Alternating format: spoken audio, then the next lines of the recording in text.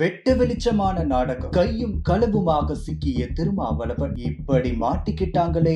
சென்னை சைதாப்பேட்டையில் திராவிட முன்னேற்ற கழகம் மற்றும் அதன் கூட்டணி கட்சிகள் கேஸ் சிலிண்டர் தட்டுப்பாடு இருப்பதாக கூறி நடத்திய கண்டன ஆர்ப்பாட்டம் அரசியல் நாடகம் என தமிழக பாஜக மாநில வர்த்தக பிரிவு தலைவர் சதீஷ் ராஜா கடுமையாக விமர்சித்துள்ளார். தமிழ்நாடு முழுவதும் சமையல் எரிவாயு சிலிண்டர் விநியோகம் வழக்கம் போல நடைபெற்றுக் கொண்டிருக்கிறது என்ற நிலையில் இல்லாத ஒரு பிரச்சனையை உருவாக்கி மக்கள் மத்தியில் குழப்பத்தை ஏற்படுத்துவது ஏன் என்று அவர் கேள்வி எழுப்பினார். மக்கள் எதிர்கொண்டு வரும் உண்மையான பிரச்சனைகளை மறைத்து அரசியல் லாபத்திற்காக இத்தகைய போராட்டங்கள் நடத்தப்படுவது ஏற்றுக்கொள்ள முடியாதது என்றும் தெரிவித்துள்ளார். மேலும் இந்த ஆர்ப்பாட்டத்தில் திமுக அமைச்சர்களுடன் சேர்ந்து கூட்டணி கட்சி தலைவர்களும் கலந்து கொண்டிருப்பது வெட்கக்கேடு என்றும் தெரிவித்தார். குறிப்பாக திருமாவளவன் போன்றவர்கள் இதில் கலந்து கொண்டு திமுக அரசை விமர்சனங்களிலிருந்து காப்பாற்ற முயற்சி செய்வது மக்களிடம் பல கேள்விகளை எழுப்புகிறது என்றும் சதீஷ் ராஜா குறிப்பிட்டார். தமிழகத்தில் கடந்த சில நாட்களாக பல இடங்களில் சட்டம் ஒழுங்கு பிரச்சனைகள் அதிகரித்து வருவதாகவும் பெண்களுக்கு எதிரான பாலியல் வன்முறை சம்பவங்கள்,